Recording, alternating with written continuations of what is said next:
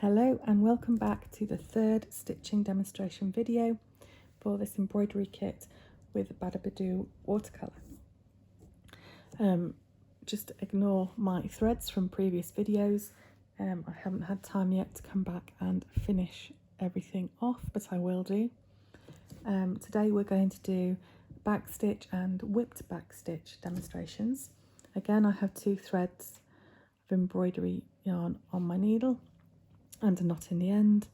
Obviously all the colour details that I've used here and there and wherever are all on your printed instructions in your kit, just to remind you. So today we're going to start with this guy over here, and because I love all these beautiful colours in the green leaves and I don't want to cover them in any way, we are simply going to do a basic backstitch both up the stem and then around the edges of the leaves. I will add again, just for clarity, these are my ideas and what I did when stitching a sample. Please feel free to freestyle and do whatever you like best.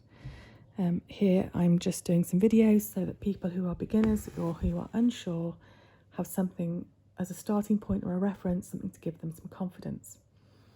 So I'm going to start with one stitch here, and as you might imagine, backstitch means we work backwards. So we're going to move a stitch length on from where we start, where that previous stitch finishes, and then come up and bring that needle down right in the same space as that stitch finished, and it creates a continuous effect.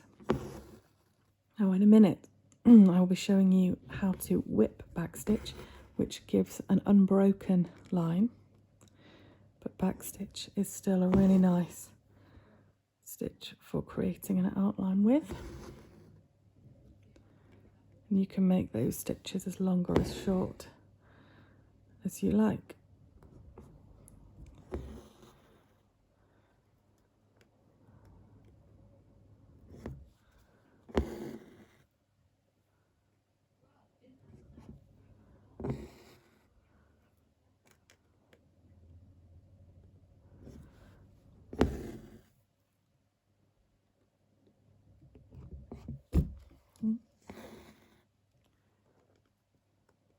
I'm just going to bring my needle up here and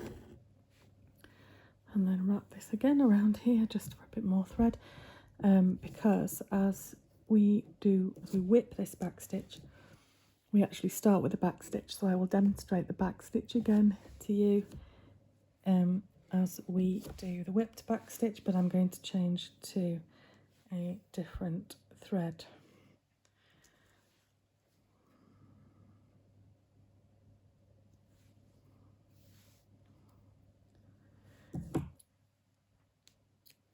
So I'm going to just demonstrate for you one of these stems here, but of all the stems in this pattern, you'll see I chose to use a mixture of backstitch and whipped backstitch because I like that look.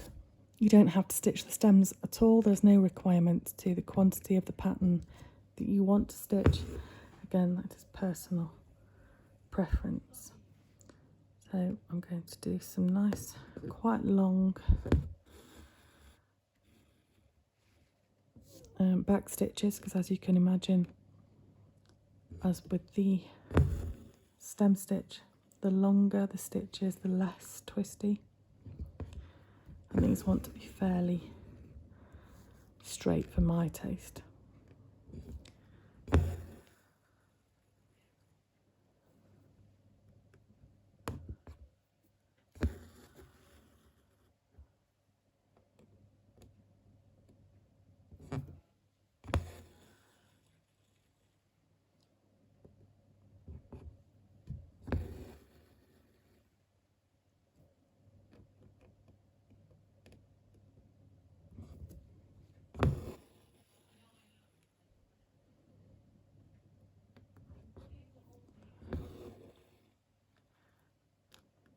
That one's a bit shorter, but never mind.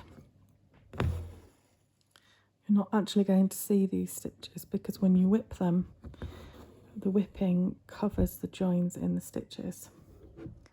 So we're going to come back up very close to where you finished the last stitch, and you're going to slide your needle under the stitch. You can either do that left to right or right to left. As a left-handed person, I'm going to go left to right. You don't pierce the fabric, you just place your needle under that stitch, push it through and pull that thread round. You might want to hold the thread out of the way, it's up to you. If you can see what you're doing, it's fine. And just continue going in the same direction with your needle underneath each of the back stitches. You never go through the fabric, just under the threads. And then when you have gone through, be careful not to snag your chains. All of the stitches, you then pop your needle back down through the fabric where you finished. And that creates a nice unbroken line. I'll show you a bit more closely on this spare one. So here we have the back stitch outline, and then here you can see the stems. So hopefully those stitches are useful to you. Please come back and join me again for the next video. Thank you. Bye.